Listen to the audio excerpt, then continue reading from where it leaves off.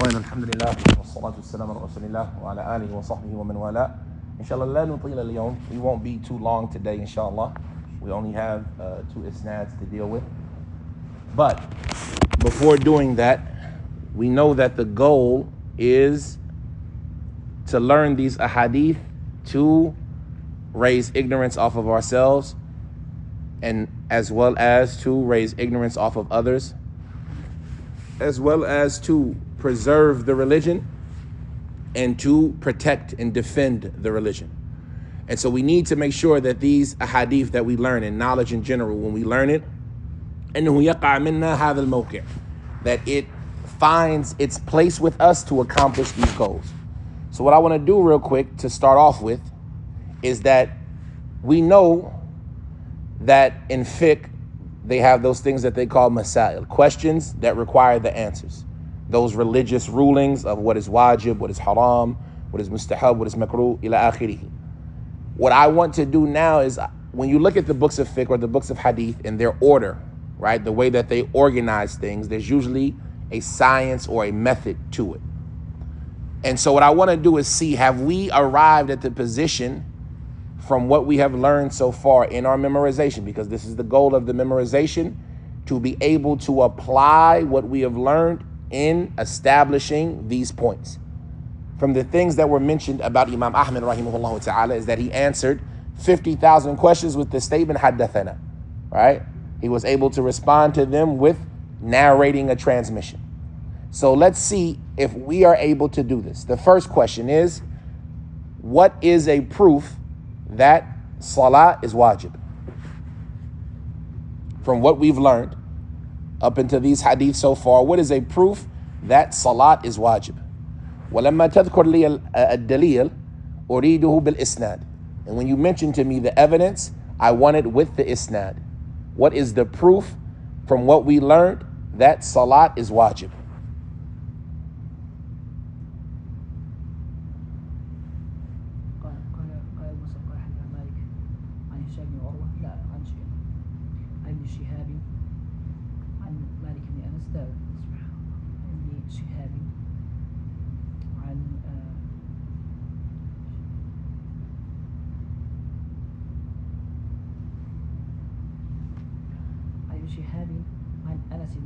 لا أو تفضل, I shouldn't say that, go ahead.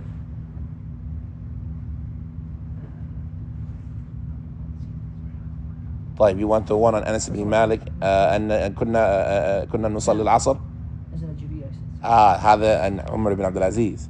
So نعم, okay. قال مالك عن ابن شهاب عن عمر بن عبد العزيز أخر الصلاة, أن عمر بن عبد العزيز أخر الصلاة فدخل عروة بن الزبير. أريد الدليل كلها. فدخل عليه عروة بن الزبير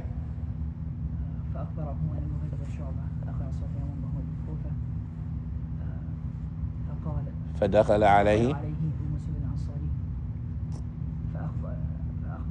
فقال ما هذا يا مغيرة؟ أليس قد علمت أن جبريل عليه السلام نزل فصلى رسول الله صلى الله عليه وسلم ثم صلى فصلى رسول الله صلى الله عليه وسلم ثم صلى فصلى رسول الله صلى الله عليه وسلم ثم صلى فصلى رسول الله صلى الله عليه وسلم ثم صلى فصلى رسول الله فقال بهذا أمرت. ممتاز. ثم قال بهذا أمرت, يعني ونشكلها أمرت, right? Because you could say umirtu, Jibril was commanded to show the Prophet, or you could say that Jibril said to the Prophet, bihada umirta. And if Jibril prayed with the Prophet ﷺ in these 5 times, and then he said bihada umirta, that shows us that salat is what? Wajib. Because a wajib is ma amara bihi shari' ala wajh al-luzum, right? And so like this, we now know that if I was writing my own book of hadith, and all I had was the Muwatta, and I wanted my first chapter to be the obligation of salat, and then I would mention this hadith proves that salat is what? Wajib, right? And so you have this connection to it. طيب, I want an athar or a hadith, I want a riwayah about the importance of the salah, ahamiyat as-salah. We know it's wajib, but how important is it? and the dangers of the one who doesn't pray. But I need the dalil.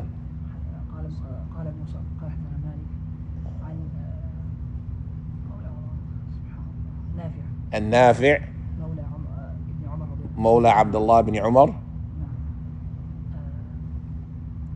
أن عمر بن الخطاب كتب إلى عماله إن أهم أمركم عند الصلاة من حفظها أو حافظ عليها حفظ دينه ومن ضيعها فهو لما سواها ممتاز. Right? حديث مالك النافع مولى عبد الله بن عمر أن عمر بن الخطاب كتب إلى عماله أن أهم عملكم عندي الصلاة من حفظها أو حافظ عليها حفظ دينه ومن ضيعها فهو لما سواها أضيع. So this shows us the importance of salah, that if you preserve it, you've done all of your Islam, and whoever loses it, then he loses the entirety of their Islam. طيب, now that we've learned the obligation of salah. So my first chapter in my book is Bab Kitab al-Salah, Bab Wujub al-Salah. I got that chapter done. My second chapter is Bab Ahamiyat al-Salah wa Fadliha wa Khuturati Tarikuha. طيب, now I go to my next chapter, Bab Waqt Salat al-Fajr. When is Salat al-Fajr? I need a hadith. Like this, we raise the ignorance and we preserve it. I'm writing my own book of hadith, right?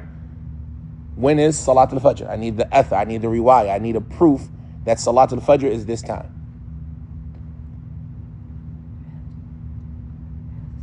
Yeah, don't wait for them.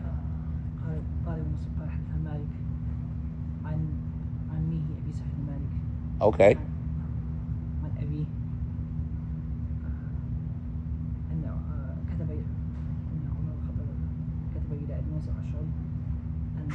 نصلي الظهر إذا زاغت الشمس والعصر إذا كان الفيء والعصر والشمس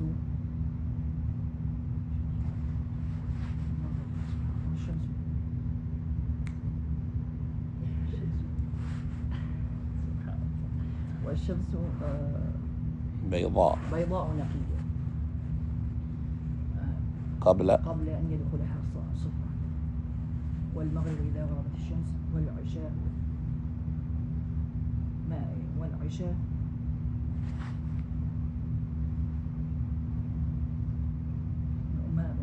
ما بينك وبين ثلث الليل وإن أخرت فإلى شطر الليل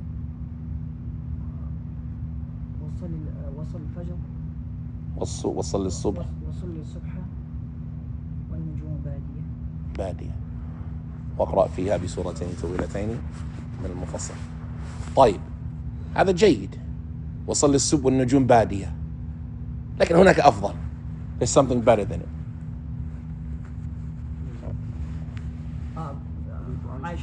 حديث عائشة, يلا هات.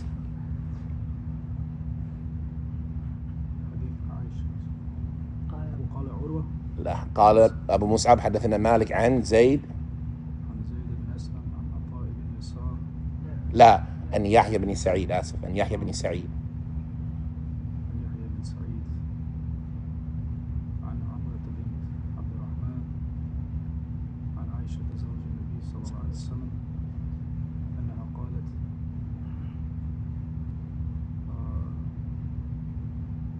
كان النبي رسول الله صلى الله عليه وسلم ليصلي الصبح. نعم, ليصلي الصبح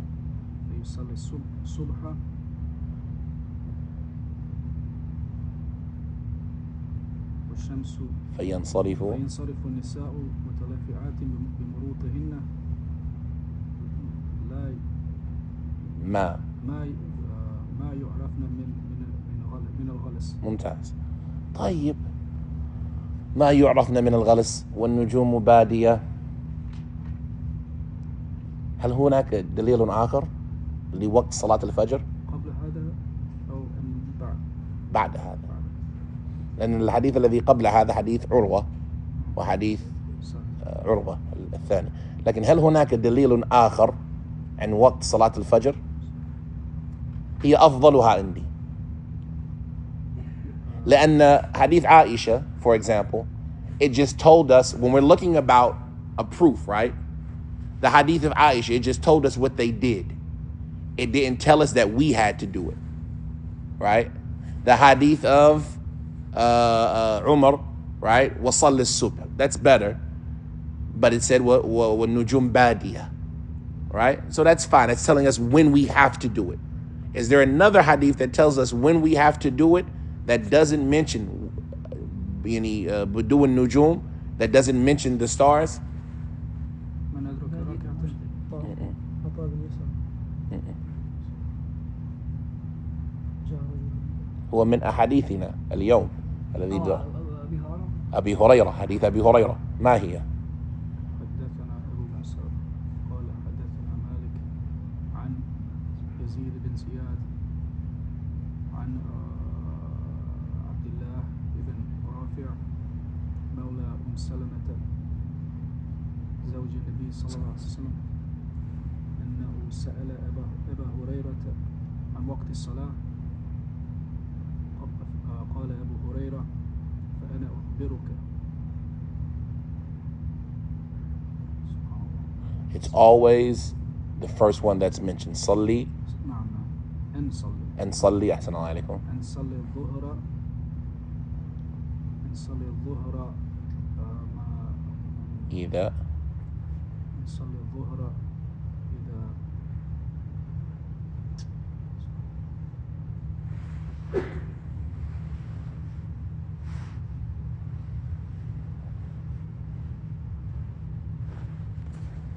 إذا كان الفيء ظلك نعم إذا كان ظلك مثلك والعصر إذا كان ظلك مثليك والمغرب إذا غربت الشمس والعشاء ما بينك وبين ثلث الليل فإن نمت فلا نامت عينك فإلى نصف الليل فإن نمت إلى نصف الليل فلا نامت عينك ولا تكن من الغافلين وصلي العصر الصبح وصلي الصبح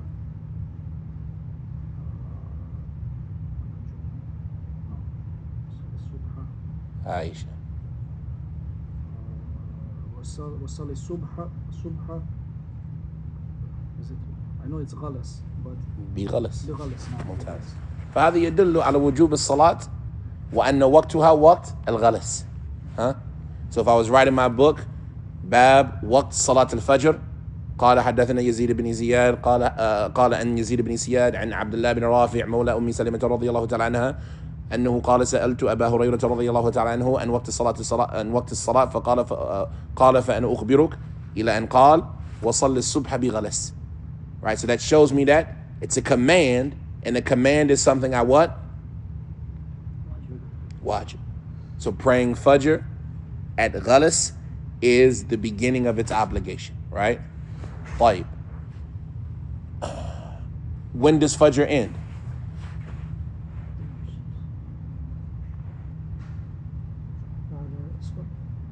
I need a proof. When does Fajr end? And Zayd ibn Aslam. قال مالك حدثنا زيد عن زيد بن أسلم بن أسلم عن عطاء بن يسار جاء رجل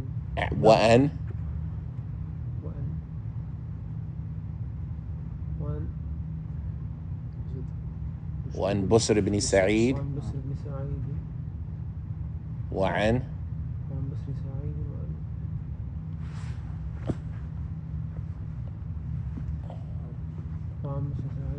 وعن الأعرج يحدثونه أن عن أبي هريرة رضي الله عنه قال جاء رجل قال رسول الله صلى الله عليه وسلم جاء رجل من رسول الله صلى الله عليه وسلم قال رسول الله صلى الله عليه وسلم قال رسول الله صلى الله عليه وسلم من أدرك. Oh, he's going for another one. جاء رجل إلى رسول الله فقال يا رسول الله أنه قال أنه جاء رجل رسول الله فسأله عن وقت صلاة الصبح. سكت عنه. That would have been a good proof for the last chapter. For the last chapter in our book, that a man came to the Messenger صلى الله عليه وسلم نسيتها. أنه جاء رجل من رسول الله صلى الله عليه وسلم فقال يا رسول الله متى صلاة الصبح فسكت عنه رسول الله صلى الله عليه وسلم حتى صلى الصبح من الغد. So you're right. Go ahead, finish. It's good for this point, for this hadith also. ممتاز. I'm sorry though, since we're doing this, start over from the beginning with the isnad, because the isnad we gave you was wrong. حدثنا مالك عن عطاء And Zayd ibn Aslam. زيد بن أسلم عن عطاء بن يسار أنه قال جاء رجل إلى رسول الله صلى الله عليه وسلم سأله عن وقت صلاة الصبح فسكت عنه رسول الله صلى الله عليه وسلم حتى إذا كان من الغد صلى الصبح حين طلع الفجر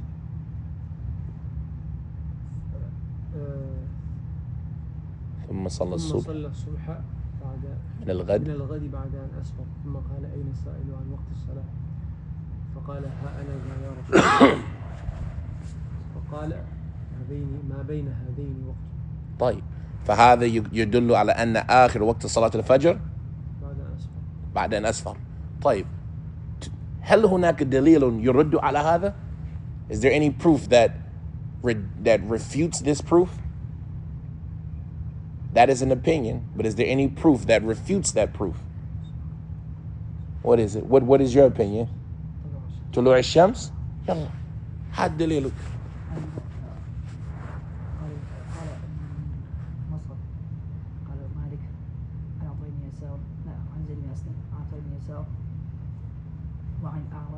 وعن بسر بن سعيد يحدثونه عن أبي هريرة رضي الله عنه قال عن أبي هريرة رضي الله عنه قال رسول الله صلى الله عليه وسلم من أدرك ركعة من الصبح قبل أن تطلع الشمس فقد أدرك الصبح ومن أدرك ركعة من العصر قبل أن تغرب الشمس فقد أدرك العصر. So now we got a problem. Your hadith said Fajr ended ma bayna hadaini waqt. What's between these two times is the time. And it was in al-isfar. And your hadith says qabla tulu' al-shams faqad adraka as-subh. How do I put them together? How do I put them together and not get rid of one of the hadith? I don't want to just take this one and leave that one, and I don't want to take this one and leave that one. How do I put them together? Well, that's the hadith of Abu Hurairah. But that means that the hadith of Ata bin Yasar أنه قال جاء رجل إلى رسول الله, that means that I got to get rid of that hadith, right? Because his hadith said that the last time is isfar. So do I just get rid of the hadith? How do I put them together? How can I use both of them?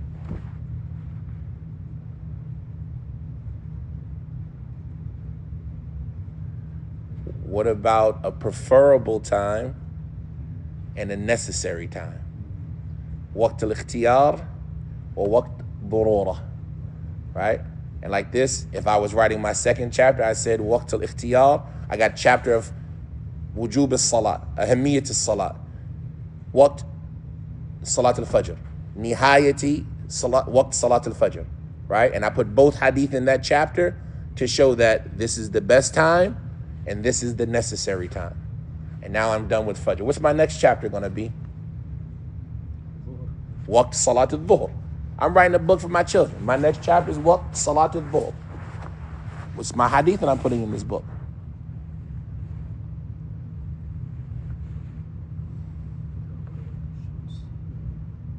You've already said it, so it's not hard. Huh? You said it already. Which one?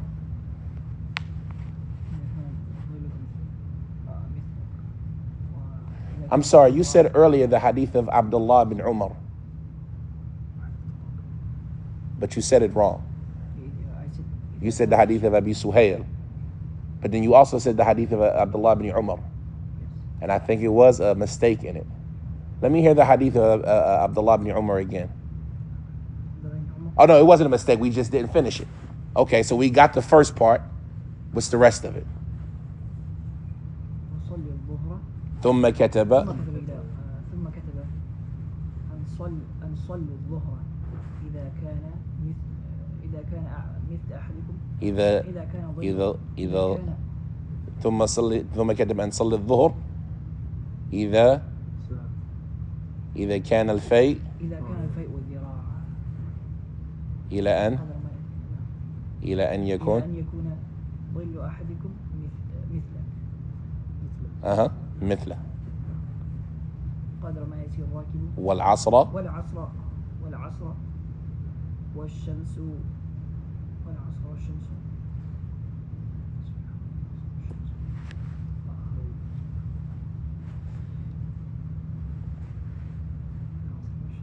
بيضاء نقية قدر ما يسير الراكب 3 فرسخين فرسخين أو 3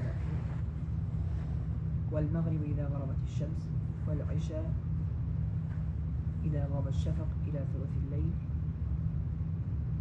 فمن نام فلا نامت عينه ومن نام فلا نامت عينه والصبح وصلي الصبح والنجوم بادية المشتبه. ممتاز.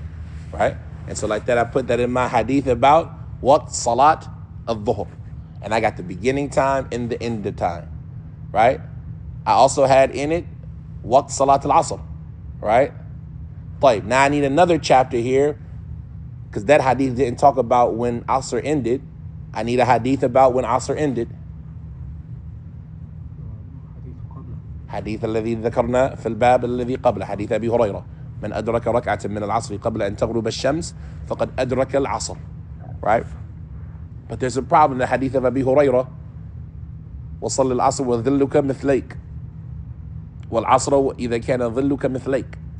So how do I put those two together? اختيار والضرورة. And then I got Isha.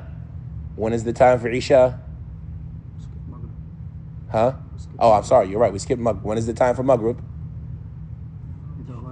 إذا غربت الشمس. I don't got no other hadith in that bab. I'm not even going to mention another hadith about Maghrib goes on to Isha because I don't have any hadith like that. And that gives me the impression that Maghrib has to be when? Right away. Right?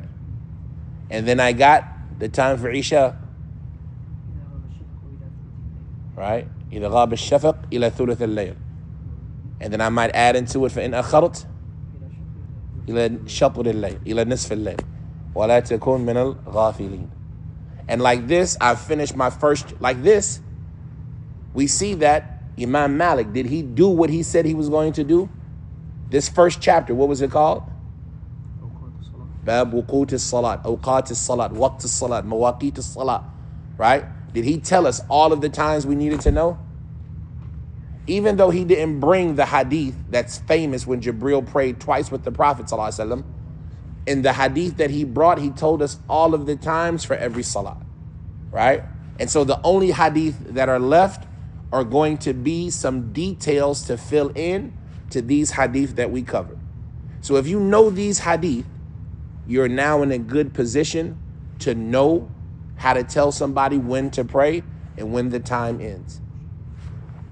طيب, we have in front of us though the hadith of, the first one of them is the hadith of أبو مصعب قال أبو مصعب حدثنا مالك عن هشام ابن عروة عن أبيه أن عمر بن الخطاب كتب إلى أبي موسى الأشعري أن صلى العصر والشمس بيضاء نقية قدر ما يسير الراكب 3 فراسخ وصلى العتمة ما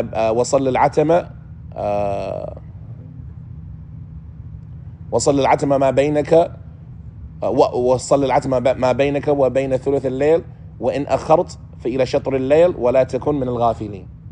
Right? And so we talked about the meaning of this narration already. We talked about al-asr قدر ما يسير الراكب 3 فراسخ. We talked about a farsakh and how long it was and how long it would take a rider to traverse that distance. وَالشَّمْسُ بَيْضَاءُ نَقِيَّةٌ, we've talked about that. And al-atama, we talked about the meaning of the word al-atama, and it's the darkness of the night. Some of them equated to the first third of the night. And from the things that we said from its meanings is that it means to not have action. We talked about how some of the Salaf, it's in Hadith in Bukhari, that they used to dislike calling Salat al-Isha atama, but this narration shows us that it's okay. Right? وَصَلِّ الْعَتَمَ مَا بَيْنَكَ وَبَيْنَ ثُلُثِ اللَّيْلِ between you and the first third of the night, وَإِنْ أَخَرْتَ فَإِلَى شَطْرِ اللَّيْلِ, then to the first half of the night, وَلَا تَكُنْ مِنَ الْغَافِلِينَ, and don't be from those who are heedless, who delay it to after that.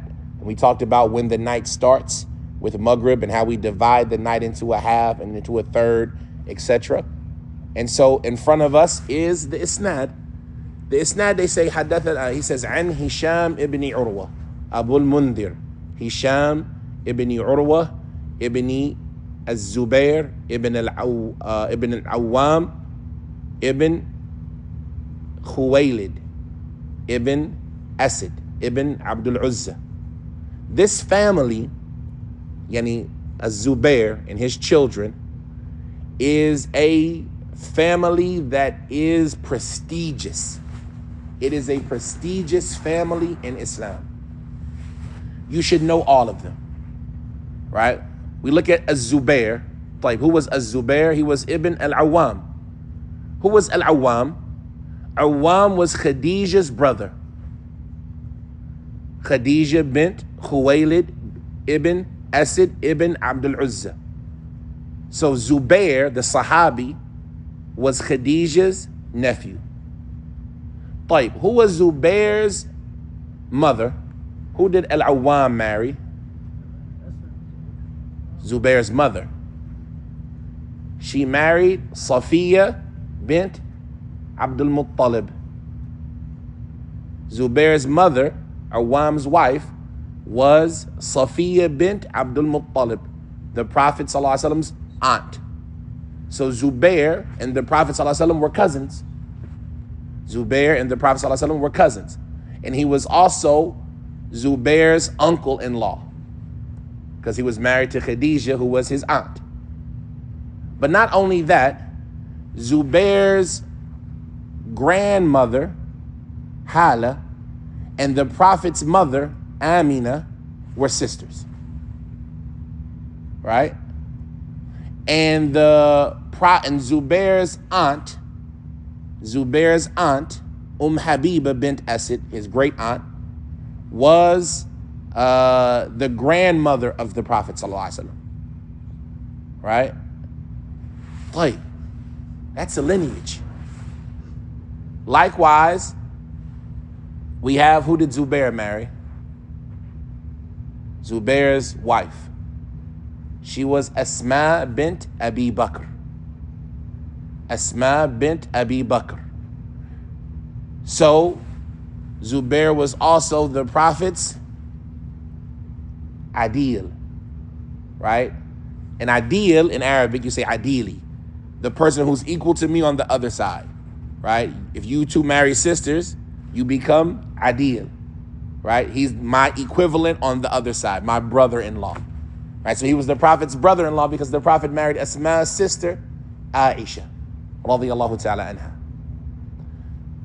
And so this family, this relationship is one that was connected.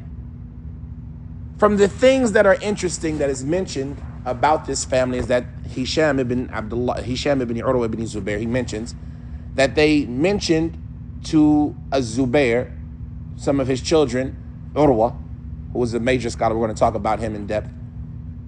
They say, why don't you, the people, they all take hadith from us. They learn hadith from us, but nobody takes hadith from you. Talking about Zubair. And that's strange. Why isn't there an abundance of hadith from Zubair?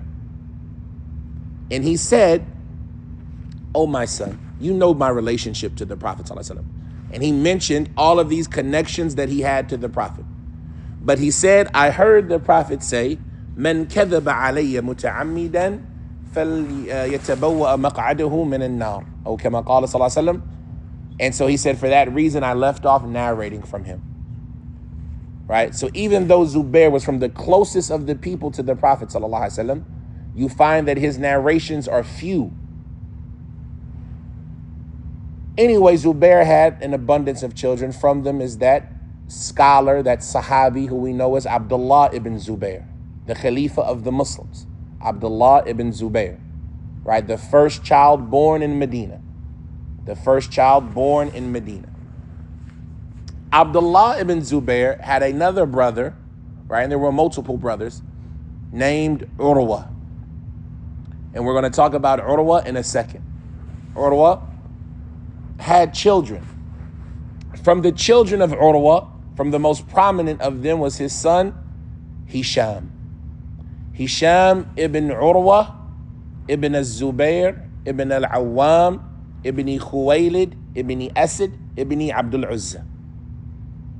So this family is one that is known.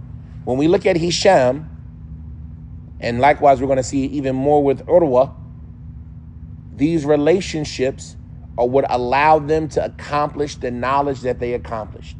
Because who could they go to when other people couldn't?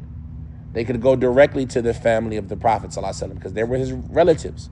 They could go directly to Aisha and the family of Abu Bakr because they were his relatives, right? They had this close relationship with everyone. Hisham ibn Urwa was from the Sigar at-Tabi'in. He was from the young Tabi'in. He was born in the year 61, which was the year al-Hussein was killed. He was born in the year 61, which is the year al-Hussein radiyallahu ta'ala anhu was murdered. Him and several other individuals from the Tabi'in were born in that year, like al-A'mash and other than them. They were born in the year 61, which is known as the year that al-Hussein radiyallahu ta'ala anhu was murdered. Hisham ibn Urwa was a reliable fiqh scholar. And they used to ask, like the likes of Imam Ahmed, who was better, Hisham or Az-Zuhri, and he wouldn't choose. He wouldn't choose. But Hisham ibn Urwa was in Medina. When he left Medina, they began to criticize him. When he moved to Kufa and followed the Khalifa Abu Ja'far al-Mansur. Abu Ja'far al-Mansur was the second Khalifa of Bani Abbas, and the main one, the one who is the most popular of them, right after as-Saffah. Abu Ja'far al-Mansur was a major scholar. He was a Khalifa, but he was a scholar. He's the one who encouraged Malik to write the Muwatta. And he's the one that the story says that there's nobody on the earth more knowledgeable than you and me. And I'm too busy being a Khalifa. So why don't you write a book that explains how to be a Muslim, basically. That was Abu Ja'far al-Mansur. Hisham ibn Urwa relocated to Kufa with them, leaving Medina and going to Kufa. When he got to Kufa, they began to criticize him in his hadith. Why did they criticize him? They said that when he was in Medina, when he would narrate from his father, he would only narrate what he heard. He would only narrate what he heard. But when he went to Kufa, and he went multiple times, they say the final trip to Kufa, كان يتسهل في الرواية عن أبي. He used to be easy in how he would narrate from his father. So he would say things about his dad that he didn't hear from his dad. And we call that what? Tadlis. And that was the criticism of Hisham ibn Urwa. And when is that criticism prevalent? Those who narrated on him in Kufa. And so information like this is important to know because it helps you see a narration. For example, where did Imam Malik narrate on him from? Where did Imam Malik meet Hisham? Medina. In Medina. So Imam Malik's narration on Hisham is what? Good. It's strong. There's no disconnect. This is before Hisham started doing tadlis. But for somebody who narrated on him in Kufa, you would say, no, we got to be careful with Hisham's narration here. Is it something he did tadlis in? We need to look at the other chains. Is it supported? Is there anybody back in Medina who used to narrate this hadith on Hisham? Because if not, he did tadlis here.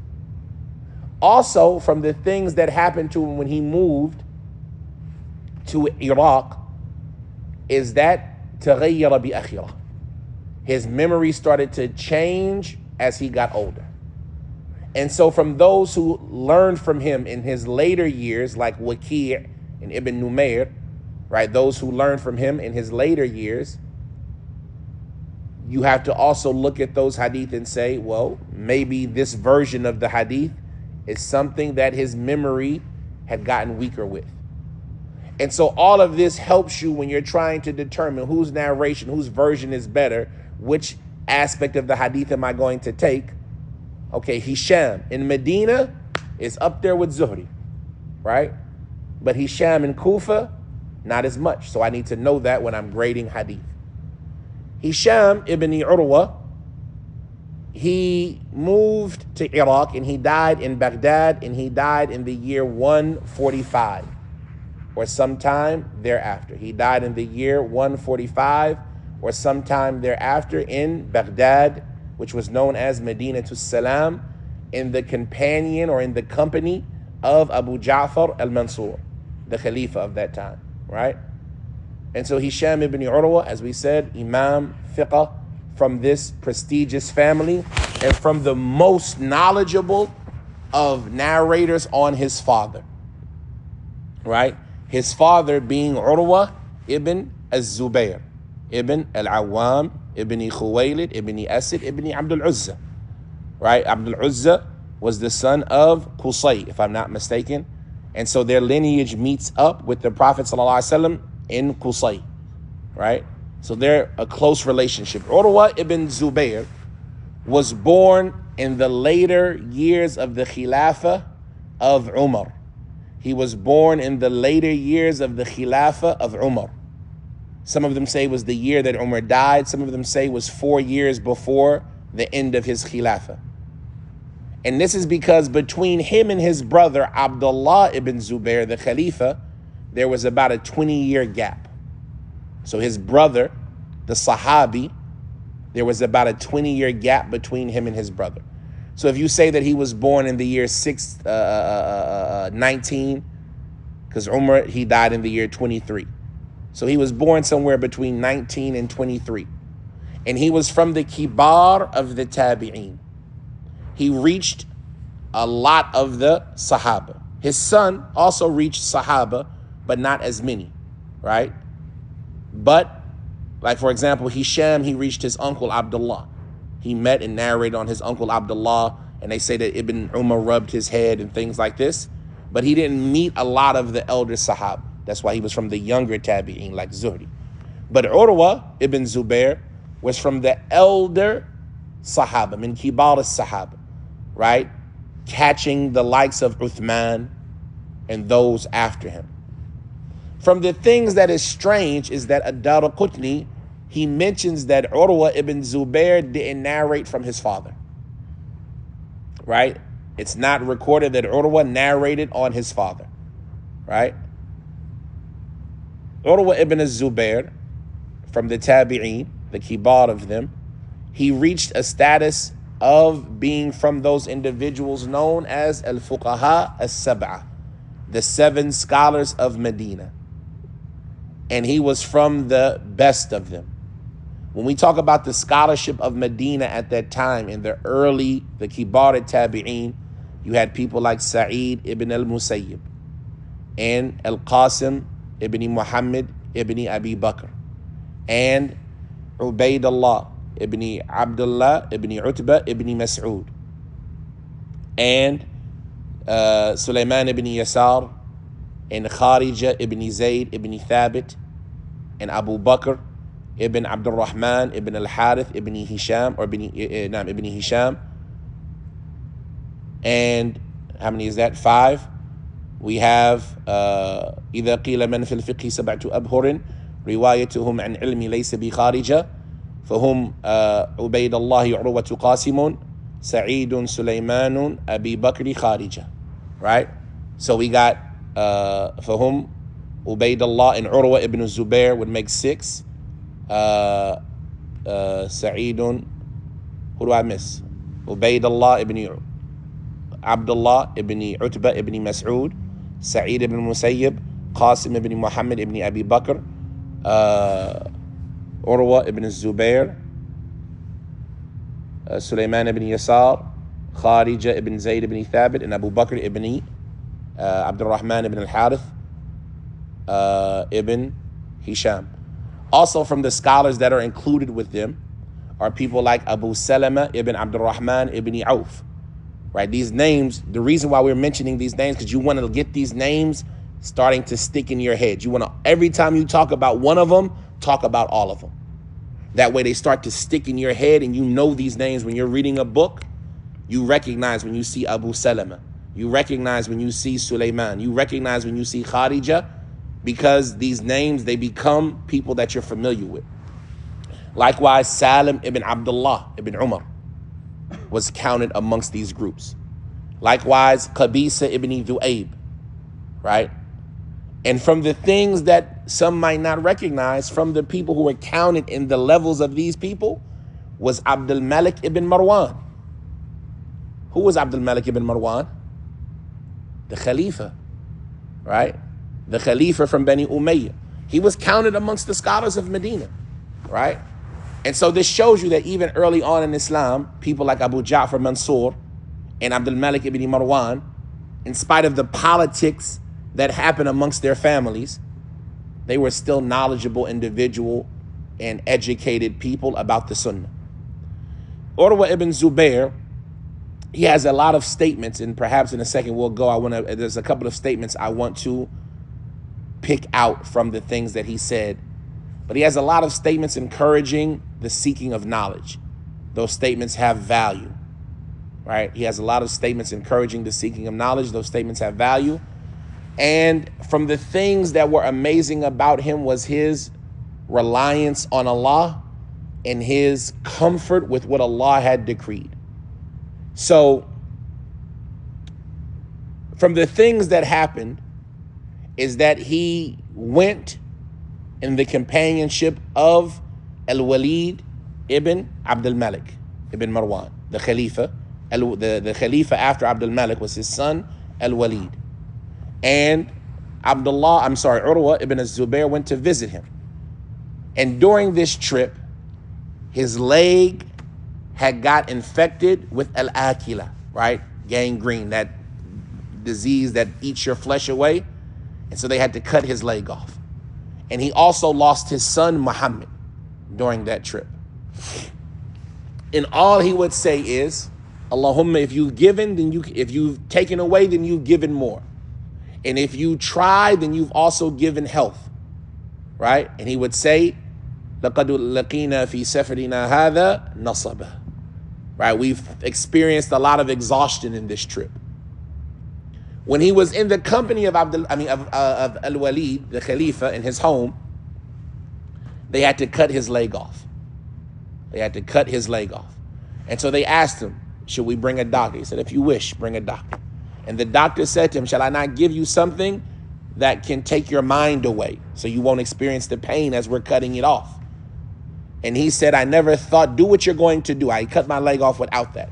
I never thought that anybody would allow their intellect to be removed and thus they can't remember Allah. And so they cut his leg off from the knee. And they didn't hear him moan or complain while they were cutting it. And he didn't miss his night prayers that night. And from what they say about him, his son says about him, is that he used to read a fourth of Quran every night. So subhanAllah.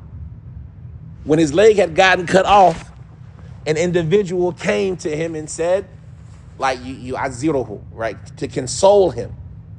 He's like, what are you consoling me for? He said, because he didn't know his son Muhammad had died yet. His son Muhammad was playing with some of the children on top of the building. He fell off and got trampled to death by horses.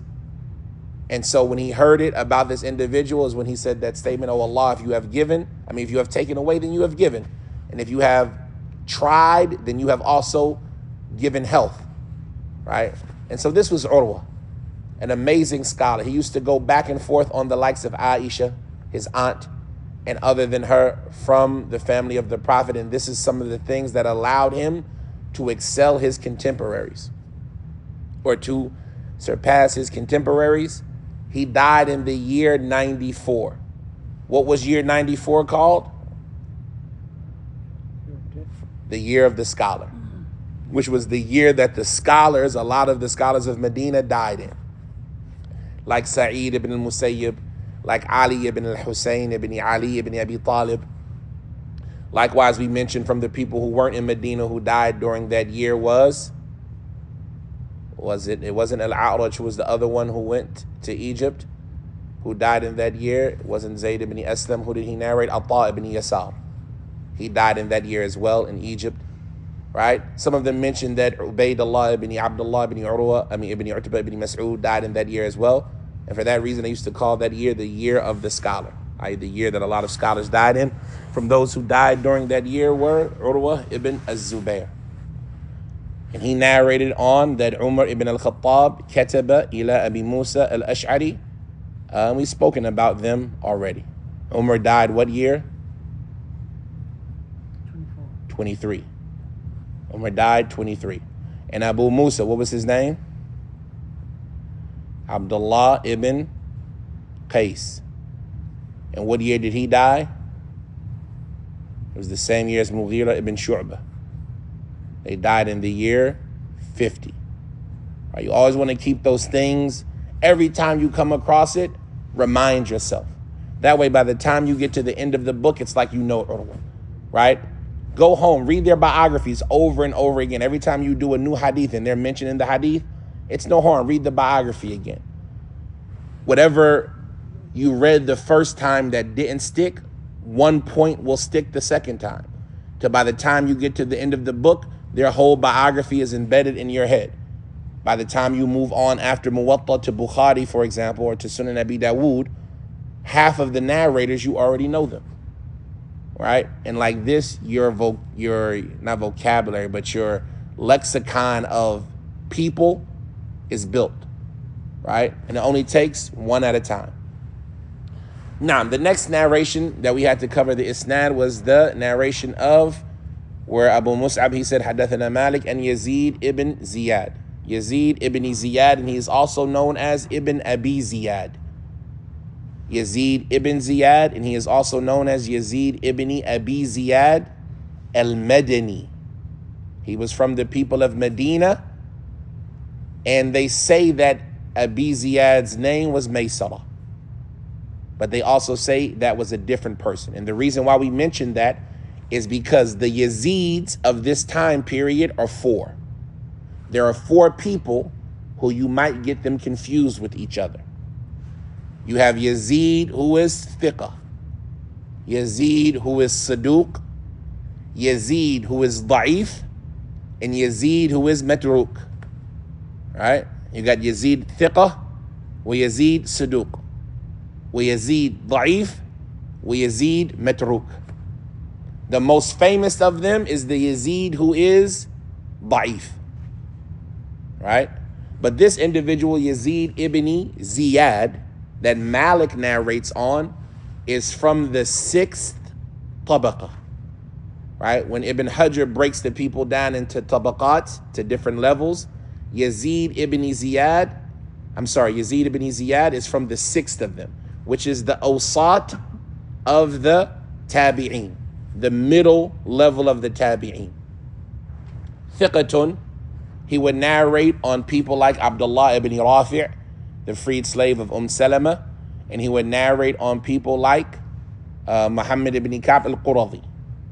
From the people that narrated on him were Malik and others. Yazid ibn Ziyad, and sometimes they would say Ibn Abi Ziyad, and his nasab, or his affiliation, would be al-Madani. Tayyib. You have a Yazid who is Saduq, which is Yazid ibn Abi Ziyad ibn al-Ja'd. Yazid ibn Abi Ziyad ibn al-Ja'd. He is Saduq from the 7th tabaqah, i.e. from the younger tabi'een. Then you have the Yazid who is famous, the more popular one of them, Yazid ibn Abi Ziyad al-Kufi, al-Qurashi, mawlahum. right? Yazid ibn Abi Ziyad al-Kufi al-Qurashi mawlahum, right? He was from the freed slaves of Quraysh, Yazid ibn Abi Ziyad, but he was well known in Kufa. Hashimi. Yazid ibn Abi Ziyad al-Qurashi al-Hashimi mawlahum, right? No. So that is Yazid ibn Abi Ziyad. He's the more famous one that you'll find people narrating on him a lot, even though he was da'if, right? As they mention in Alfiyat al-Iraqi,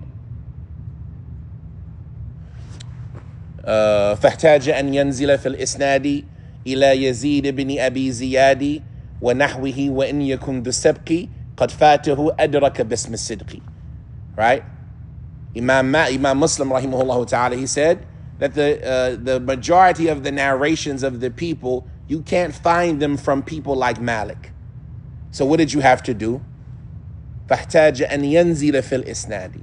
You had to go to get a longer chain from the likes of Yazid ibn Abi Ziyadi, right? And others than him.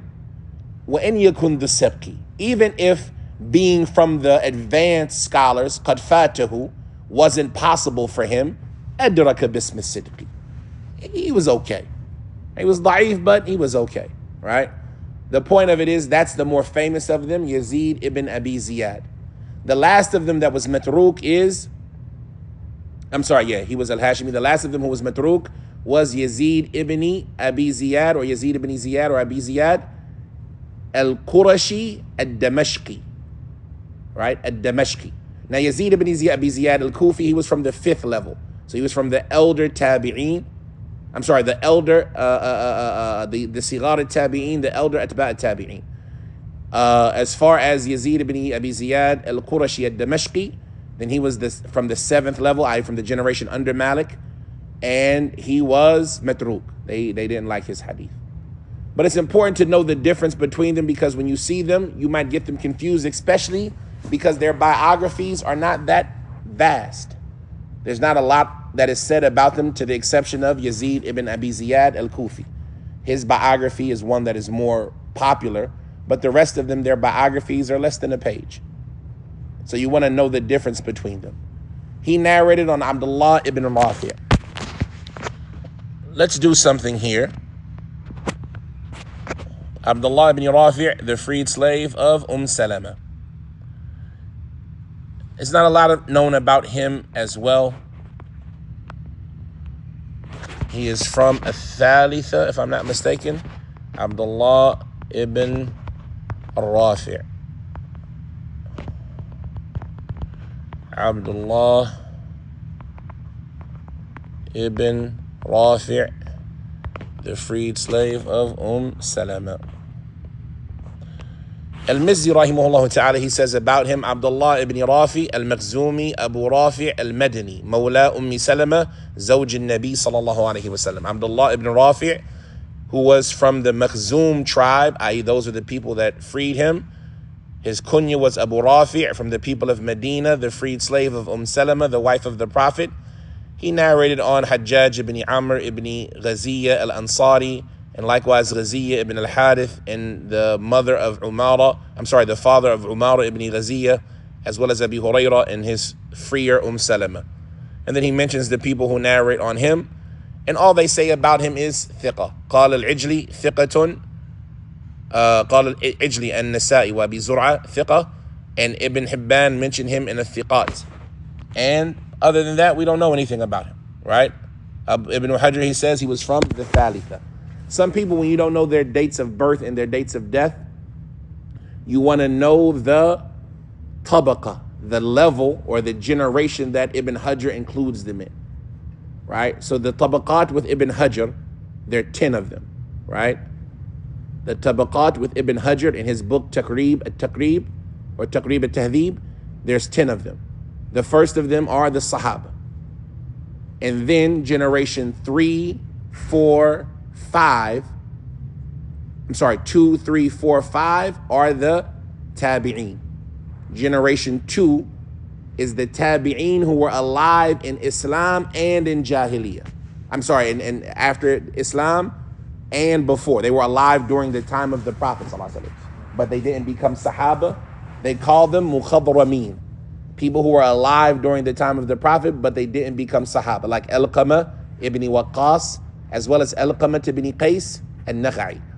Right, the two Alqamas, the one in Medina, the one in Kufa, both of them were Mukhadrameen.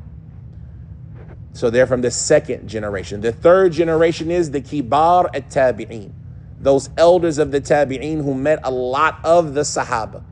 Right, they might have missed Abu Bakr, right? They might have missed a portion of Umar. They might have not caught Umar, but from Uthman on down, they caught those people. Then you have the Awsat at-Tabi'een, the middle of the Tabi'een, the people who might have caught Aisha, right? They might have caught a large group of the middle Sahaba, right?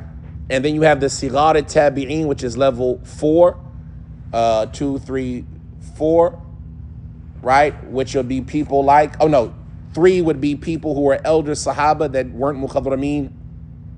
4 would be the middle Tabi'een.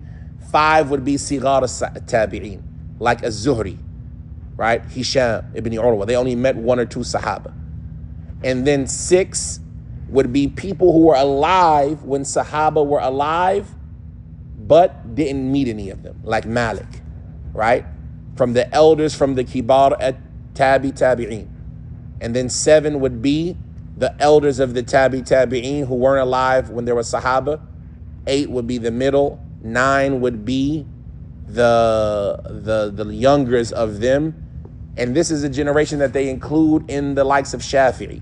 Even though Shafi'i didn't meet any Tabi'een, they include him in that 9th generation from the Tabi'een. And then level 10 would be the level of like Bukhari's teachers, Imam Ahmad and things like that. They would be from the 10th, and then 11th and 12th and so on.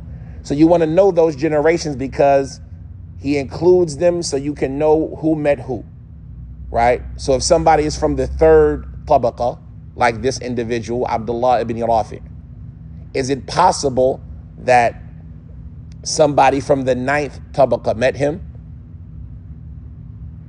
The 9th tabaqa being the baby tabi'een.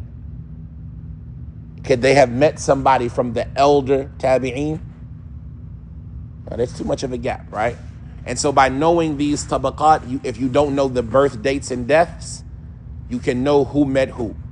And this is extremely important. How do we know this information? Because we look at their teachers and we see who they narrated from, who they narrated on, who they narrated with. And like this, we know what generation to include them in. The last person that's mentioned in this narration is Salama, but perhaps we'll delay her until a time when we talk about her directly. He said that he asked Abu Hurairah, وَقَدْ تَقَدَّمْ. We've already spoken about Abu Hurairah, Abdul Rahman ibn Sakhr ad-Dawsi, who died in the year, does anybody remember? 58, which is the same year that who died? Not Malik, Sahabiya, Ummuna, Aisha, right? Because Abu Hurairah led the Salat al-Janazah on Aisha, and he died that same year, right? And so like this, we've covered those 2 asanid, right? I encourage you, read up on those biographies. We won't take too much time. The main thing that you want to have is the birth dates, death dates, and what city they were popular in, right? It's like this isnad, when we look at it, Hisham, Medini, Urwa, Medini, right? Umar, Medini. When we look at the other narration, we have Yazid ibn Ziyad, Medini. On Abdullah ibn Rafi', Medini. On Umar, Abi Hurairah, Medini, right? So we see that this isnad is a Medina isnad. And that is important because you find that some of the scholars, they used to say any hadith that you can't find an origin for it in Medina, then it's not a hadith, right? So you want to look at it, and that's not true, but you want to look at it to see, the fact that this hadith is a Medina hadith gives it some strength. You see what I'm saying? And that's one of the values of the Muwatta, that the majority of the hadith, if not all the hadith in Muwatta, are going to be what? Medina hadith, right? Because Imam Malik, he didn't travel. He never traveled out of Medina except to Mecca and things like that. So we'll stop at that amount. We won't go too long today. هذا وصلى الله وسلم وبارك على عبده ورسوله نبينا محمد وعلى آله وصحبه وسلم. تفضل. I made a mistake here by telling you that he's also Hashimi, Zayd ibn Ziyad. Yazid ibn Ziyad? Yazid ibn Ziyad, yeah. He's Hashimi, right? No, he's not. What does it say? It's here, the Sheikh al-Khudair, Hafidhullah, said. He says, he says it's not Yazid ibn Abi Ziyad. Yes, he says that. Right. And then he says, The Yazid ibn Ziyad in the Muwatta is Yazid ibn Ziyad al-Madani. The Yazid ibn Ziyad al-Hashimi is Yazid ibn Abi Ziyad, the one who is weak. And that's the one that Abdul Karim al-Khudair is saying that the one in this book isn't that one. Don't get them confused. Right? So Yazid ibn Ziyad al-Madani is this one. Right. He's Yazid ibn Ziyad. Right. Sometimes they would say Yazid ibn Abi Ziyad. Okay. And then when you see them say Yazid ibn Abi Ziyad, you would think that he was what? Yazid ibn Abi Ziyad al-Kufi, Right. al-Hashimi, Yes, sir. right, who was da'if. So when you said Hashimi, I thought you was talking about Yazid ibn Abi Ziyad. Yeah. And so he is Hashimi. I was actually referring to. You were referring to Yes, Yazid ibn Abi but Ziyad I didn't al-Madani. I didn't read what he said. Yeah. Yazid ibn Abi Ziyad. No. So like I said, there's four of them. Yazid ibn Abi Ziyad al-Madani. That's the one, Imam Malik. Yazid ibn Abi Ziyad ibn al-Ja'd, Saduq. Right? Tirmidhi and others narrate from him, or narrate his hadith. You have Yazid ibn Abi Ziyad, the famous one, al-Kufi, al-Hashimi, Mawlahu. He's the one, they say about him, he says, I was 14 the year Hussein was killed. Right? So Yazid ibn Abi Ziyad al-Madani, we don't know when he was born. Hisham ibn Urwa, he was born the year Hussein was killed. And Yazid ibn Abi Ziyad al-Kufi, he was 14 when Hussein was killed. And if I'm not mistaken, he died 101. Huh? No, 136. That's also the year Zayd ibn Aslam died. Yazid ibn Abi Ziyad. I didn't think he was that long. I didn't think he lasted that long. Go ahead. He says, كان من أئمة الشيعة. نعم, Yazid ibn Abi Ziyad, it was from Imam Shia.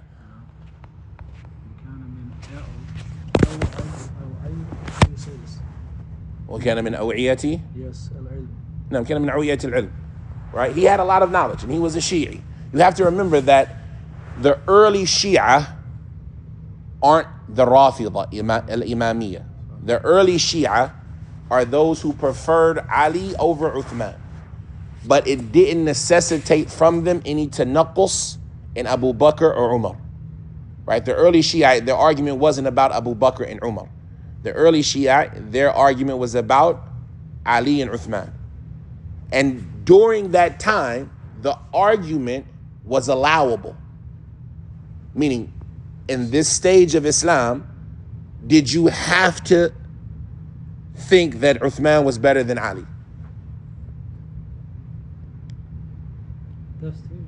During this stage in Islam, during the early part of Islam, and even if you were into taharrujment from saying better than Ali, did you have to think that Uthman had to be the Khalifa over Ali? At that stage in Islam, did you have to think that? That Uthman deserved to be the Khalifa before Ali? You didn't have to. How do we know you didn't have to think that Uthman deserved to be the Khalifa? Because it was something that was left open. There was the choice that was made by Abdul Rahman ibn Auf, who went and asked the people. Some of the people preferred Ali, but the majority, the overwhelming majority, preferred Uthman. That being the case, who was the third Khalifa? Uthman.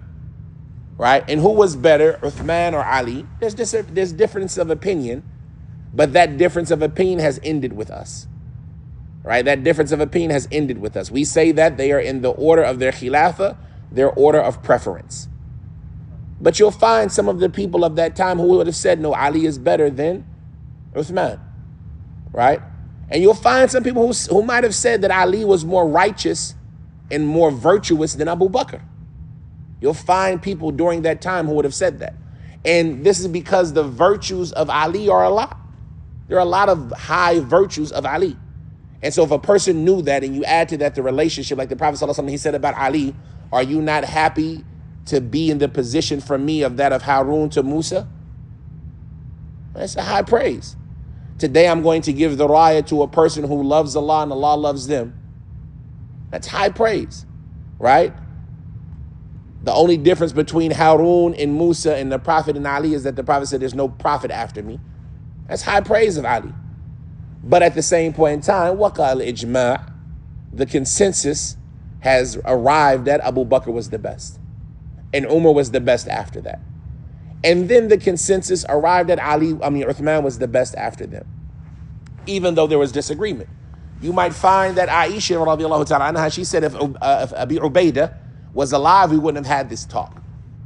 When it came time to who would be the Khalifa after Umar, should it be Uthman or Ali? She said if Abu Ubaidah was alive, we wouldn't have had this conversation. It would have been him, right? And so the point of it is tilka ummatun qad khalat. We love all of them. We revere all of them. They are all the Sahaba of the Messenger. But that which is the popular, predominant, and perhaps the consensus now is that Uthman was better. But the early Shia, they didn't agree with that position. They might have preferred Ali over Uthman. And they might have preferred that he would have been the Khalifa instead of Uthman, right? And there were a lot of scholars from that view. Abdul Razak as-San'ani was Shi'i, right? Abdul Razak as-San'ani was Shi'i, right? And then after that is when you start getting that Imamiyya, that Ithna Ashariya, that Rafidah, who started deifying Ali, who started criticizing Abu Bakr and Umar, who started slandering Aisha. These individuals, Ali fought against them, right? And he knew the problem of having them in his ranks, right? And you'll find so many of the family of Ali, they used to have relationships with the family of the Sahaba, like Abu Bakr, like Umar, right? Ali married Umar's daughter, right? No, it was the other way around. Umar married Ali's daughter. The point of it is that these relationships between the family and the companions are things that an individual should know, but it's not hard to believe that somebody might have been Shi'i. There was Qadri. You'll find people in the books of Hadith who were Qadiriyya, right? Muhammad ibn Ibrahim al-Taymi, right? Qadri. Especially the people of Basra. A lot of them were Qadiriyya, right?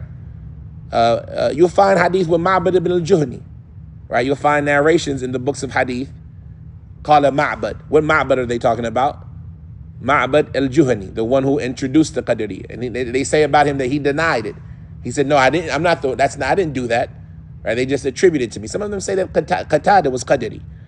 Some of them attributed to Hasan al-Basri, right? But it's not firmly established on Hasan al-Basri. The point of it is that we don't follow people in the mistakes that they made. But their knowledge, their narrations, they were righteous, they didn't lie, they were reliable, and this was a mistake because of the environment that they were raised in. The same things we say about Nawawi and Ibn Hajar from the later generations. Ibn Hajar, what did he tell the people to follow? Quran and Sunnah. And everything he talks about is in that vein. But if he fell into some ta'wil, or Nawawi, if he fell into some ta'wil, was it on purpose or was it because the environment that they were in? Right? It was the environment that they were in where that ta'wil was sa'ir. But you find them often telling the people that, no, the obligation is the Quran and the Sunnah according to the way of the Salaf. So all of us will have a mistake, right? But later on, Shaykh al-Albani, rahimahullah ta'ala, right? Everybody might have a mistake, but when you look at what they call to and what they encourage in the methodology, then the mistake is just that. And we don't hold them and include them in the ranks of those who were the deviants who we would have to avoid and boycott and things like that. Now, Yazid ibn Abi Ziyad, they say he died, Sitta wa Thalathin, yeah, so he died the same year as Zayd ibn Aslam. Because Zayd ibn Aslam, he either died 134 or 136, which is the year that Marwan ibn al-Hakam and Abdul Malik ibn Marwan became the Khalifa. Now, anything else? نكتفي بهذا القدر Like I said, next week we'll do the 2 hadith of Anas, the hadith of Abdullah ibn Talha, Abdullah ibn Ishaq ibn Abdullah ibn Abi Talha, and the hadith of Az-Zuhri, both of them on Anas. Are you gonna ask us the same questions next week, like what we did when we started the class? No, that was one time, right? But you never know, right? You never know what might happen. Somebody might ask you, huh? I like this. That's what you're supposed to do. You never know. Somebody might just ask you one day, hey, Akhi, what's the proof that 2 masjids in the city can pray at different times? 2 masjid of different cities. 2 masjids in the same city can pray at different times. Hadith of Umar. Okay. Yes, but it's weak. Yeah, yes, but it's weak. Meaning, not the hadith is weak, even though the hadith is weak because it's in munqati' from. But it's weak from the aspect is you have to give me your interpretation to prove it. The hadith doesn't say it. You see what I'm saying? The author doesn't say it. You got to say that he wrote to his ummal and salli al-dhuhr idha kana al-fayu dhira, and this was about him writing to his leaders about praying at a time suitable for the people. But is there a narration that is clear cut that 2 masjids in the same city prayed at different times? From what we read? Not from what we read, just from this chapter. Sahaba used to pray the Prophet and then he would go to his people. And he would go to Bani Amr ibn Auf, or he would go to Quba, فَيَجِدُهُمْ يُصَلُّونَ الْعَصْرِ, right? So they're in the same city, they're all in Medina, right? But they would pray at this time, and then they would travel 3 miles, 4 miles, right? And get to another place, and they're just now praying Asr. So that shows us that the masajid can pray at different times. And you can pray early, you can pray late, right? Some masjids, right? Like, for example, you go to some masjids, and our Asr comes in what? At 3:37. But you go to some masjids, they might not pray Asr until 5 o'clock or 4:45. Right? The Salah came in at 3:37, you're not praying at 4:45. Mushkila? We could say one of us would pray Asr in grand. ثُمَّ يَذْهَبُ الذَّاهِبُ إِلَى الْمَنَارِ فَيَجِدُهُمْ يُصَلُّونَ الْعَصْرِ. You see what I'm saying? Because there's time. And in reality, this is a benefit. In Kuwait and other cities, you find that there's always one masjid in the city that prays real late. So you can catch the jama'ah. You miss the jama'ah here? We still got time to catch this jama'ah. Right? The masjids in the marketplaces, they usually pray 10 minutes after the adhan. Because they're in the market. People got to work. You don't want to make it hard on them. 10 minutes between adhan and iqamah, back to work. The masjids in the neighborhoods, usually 20 minutes for everything besides maghrib, right?